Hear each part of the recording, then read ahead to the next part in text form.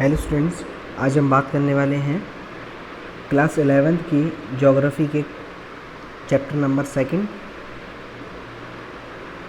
इसका नाम है the origin and evolution of the earth. ये ओरिजिन जो अर्थ का हुआ है और जो इवोल्यूशन जो अर्थ का सामने आया है, मतलब जो अर्थ जो फॉर्म हुई है वो किस तरीके से हुई है, किस टाइप से हुई है, किस बेसिस से हुई है, सब चीज़ें जो है हमें इसके अंदर देखना है, हमें पता करना है कि ये कैसे हुआ है। तो उसके अंदर कुछ थ्योरीज दी गई हैं। अब इसको सबसे पहले जो बोला गया है नेबुलर हाइपोथेसिस।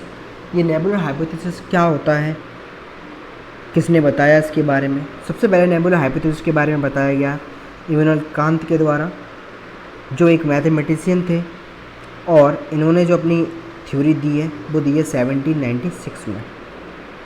आगे इस हाइपोथेसिस के बारे में हमें पता चलता है कि जो प्लैनेट्स हैं वो फॉर्म होते हैं एक क्लाउड के ज़रिए से। एक बहुत बड़ा क्लाउड होता है जो क्या करता है, जिसके अंदर हीलियम और हाइड्रोजन के पार्टिकल्स और कई सारे डस्ट पार्टिकल्स जो है उन्होंने आपस में मिलके एक एटम को फॉर्म किया, जिसके विस्फोट की वजह से कुछ प्लैनेट्स फॉर्म हो गए या सन है वो फॉर्म हुआ है। तो ये कुछ अलग अलग लोगों की थ्योरी है। यहाँ पर लिखा हुआ है कि cloud of material associate with a youthful sun, जो बहुत बड़ा एक क्लाउड का एक बादल था जिसमें हीलियम, हाइड्रोजन और गैस होने के साथ में डस्ट पार्टिकल भी थे, और उन्होंने क्या बनाया, एक यूथफुल सन को फॉर्म किया, विच वॉज स्लोली रोटेटिंग, जो क्या था, धीरे धीरे मूव करता था। लेटर आगे जाके 1900 में चैम्बरलिन और मोल्टन ने कंसीडर किया कि एक वेंडरिंग स्टार है, मतलब एक छोटा सा एक स्टार जो बना वो कैसे बना, एक छोटी सी टिनी बॉल थी, या फिर हम कह सकते हैं एक सिंगुलर एटम था जिसके अंदर ना कोई वॉल्यूम थी ना कोई टेम्परेचर था, और उसकी इन्फिनाइट डेंसिटी थी, मतलब जो कितना बड़ा, वो काफ़ी बड़ा था। तो ये बताया गया। तो उसके विस्फोट की वजह से, उसके फटने की वजह से क्या हुआ है, एक स्टार फॉर्म हुआ है। At the big bang the टिनी ball exploded violently, और इस बिग बैंग जब हुआ, मतलब इसको ये फटा है, तो ये जो टिनी बॉल थी वो बहुत तेज़ी से फटी, मतलब वो एक्सप्लोड हो गई। This led a huge expansion, जिसकी वजह से क्या हुआ है, एक ह्यूज एक्सपेंशन हुआ है। It is now generally accepted that the event of big bang took place 13.7 billion years before the present. और आज से जो बिग बैंग हुआ है, आज से लगभग 13.7 बिलियन ईयर्स बिफोर में ये जो बिग बैंग की प्रोसेस है वो हुई है, और इसी की वजह से कंटिन्यूस तरीके से आज भी प्रेजेंट में आज भी ये सब हो रहा है। मतलब जो बिग बैंग वाला जो काम है वो आज भी चल रहा है, और जो यूनिवर्स है हमारा वो दिन पे दिन एक्सपेंड होता चला जा रहा है। थर्ड पॉइंट अगर पढ़े हम, thereafter the expansion has slowed down, और कुछ टाइम बाद क्या हुआ, ये जो एक्सपेंशन था, ये जो बढ़ने का जो प्रोसेस था वो कम हो गया, और within first 3 minutes from the big bang event the first atom began to form. और यहाँ पर क्या हुआ है, यहाँ पर जो शुरुआत के जो क्या हुआ है, कुछ सेकंड्स में क्या हुआ है, बिग बैंग होता था, लेकिन बाद में धीरे धीरे कुछ मिनटों में होने लगा। पहले सेकंड्स में होता था, अब ये मिनट्स में होने लगा। ठीक है। The distribution of matter and energy was not even in the early universe. ये जो डिस्ट्रीब्यूशन था वॉज नॉट इवन। आप हिंदी मीडियम के हैं, आप इंग्लिश मीडियम के हैं, कोई प्रॉब्लम नहीं है, मैं दोनों तरीके से समझाऊंगा। इन द अर्ली यूनिवर्स, ये जो यूनिवर्स है हमारा, उसमें सिर्फ ऐसा नहीं था कि मैटर का जो डिस्ट्रीब्यूशन हो, एनर्जी का डिस्ट्रीब्यूशन हो, सिर्फ ऐसा नहीं था, लेकिन आगे चल के this initial density differences give rise to differences in gravitational forces. अलग अलग ग्रेविटेशनल फोर्सेस की वजह से क्या हुआ, मतलब जो डिफरेंस है, कभी ग्रेविटेशनल फोर्स कम हो गया, कभी ज़्यादा हो गया, ये सब जो प्रोसेस हैं वो चलती रही।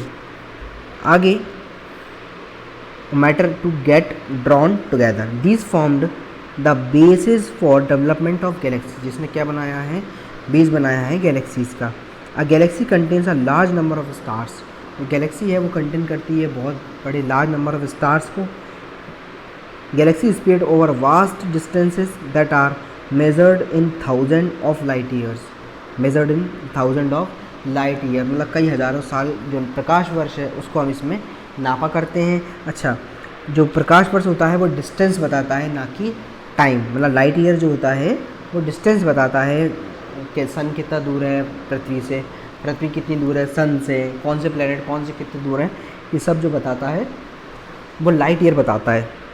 अ galaxy starts to form by accumulation of hydrogen gas. और जो गैलेक्सी जो हमारी फॉर्म हुई है वो एक्यूमुलेशन, किसके एक्यूमुलेशन की वजह से? हाइड्रोजन गैस के एक्यूमुलेशन की वजह से फॉर्म हुई है। Of a very large cloud called nebula, जिसको हम क्या बोलते हैं? नेबुला बोलते हैं। नेबुला बहुत बड़ा क्लाउड है हीलियम का और हाइड्रोजन का। Eventually growing nebula develops localised clumps of gas. और जो ये जो नेबुला है इसके अंदर डेवलप हुई हैं और भी कई टाइप की गैसेस जो हैं, हाइड्रोजन, हीलियम, डस्ट पार्टिकल, ये सब जो हैं वो उसके अंदर आ गए हैं। These clumps continue to grow into even denser gaseous bodies giving. और ये जो चीज़ें हैं, ये जो एटम है छोटे छोटे, और भी जो एटम मिल के इन लोगों ने उन्हें बढ़ावा दिया गैसियस बॉडीज़ को, और धीरे धीरे जो बढ़ते चले गए, एक्सपेंड होते चले गए।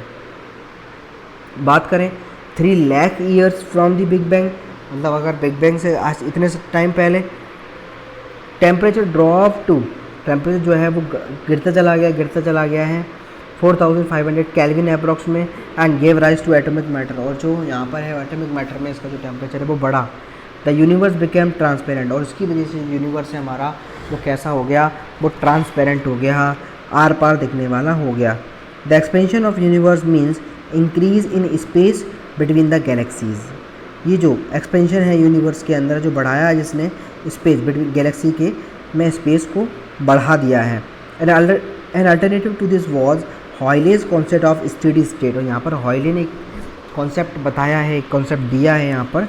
It considered that universe to be रफली the same at any point of time.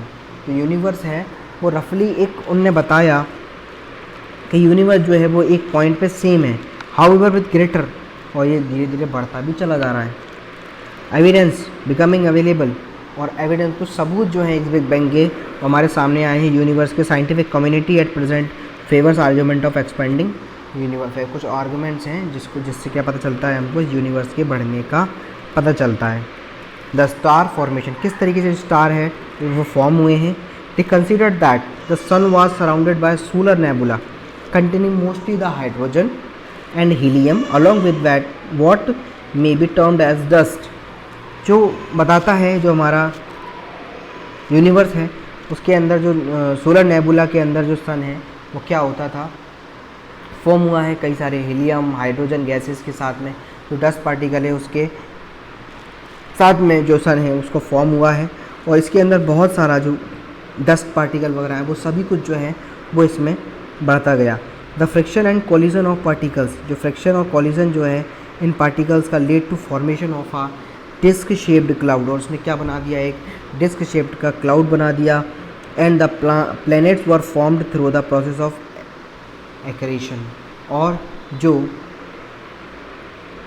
Planets हैं वो भी फॉर्म होते गए थे, वो भी फॉर्म हो गए हैं इस आकर्षण के अंदर। मॉडर्न थ्योरीज़ हैं कुछ।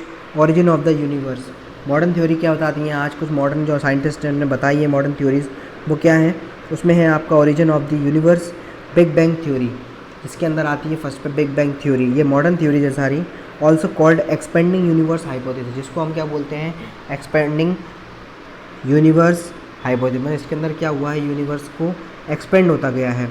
In the beginning all matter forming the universe existed in one place. शुरुआत में बताया गया था सभी जो फॉर्मेट में जितना भी मैटर है वो सब कुछ क्या हुआ है? यूनिवर्स के अंदर एग्जिस्ट होता है, बढ़ता है और अप्रोच द सन, जो जिसकी वजह से हमें क्या मिला? सन मिला है। इसका पॉइंट दिया हुआ है सेकंड एज अ रिजल्ट। इसके रिजल्ट में हमको क्या मिला? एक cigar shaped extension of material, जो क्या है? एक्सटेंशन है मटेरियल का, was separated from the solar surface, जो किससे अलग हो गया? सोलर सरफेस से अलग हो गया था। As the passing star moved away, as the passing star moved away, और जो पासिंग स्टार जो मूव अवे मतलब जो मूव होते गए, बढ़ता गया।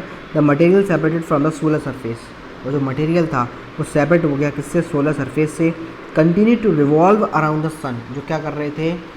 सन से रिवॉल्व, सन के चारों तरफ चक्कर खा रहे थे। And it slowly condense into planet, और जो काइमें चेंज हो गए प्लैनेट्स में चेंज हो गए, मीन्स सन के चारों तरफ चक्कर खा रही थी कुछ चीज़ें पहले से डस्ट के अंदर हीलियम गैसेस की वजह से एक एटम है, एटम बस्ट हो गया और उससे कई सारी चीज़ें फॉर्म हो गई, सन फॉर्म हो गया। उसी साथ में फिर और भी चीज़ें जो हैं वो सन के चारों तरफ घूमती रही और उन्हें क्या बना दिया, और भी प्लैनेट्स को बना दिया। बाइनरी थ्योरी क्या कहती है? The argument considered of a companion to the sun to have been coexisting. Revise nebular hypothesis by Otto Schmidt in Russia and Carl Weizsacker in Germany. ये एक रिवाइज नेबुलर हाइपोथेसिस दिया है किसने?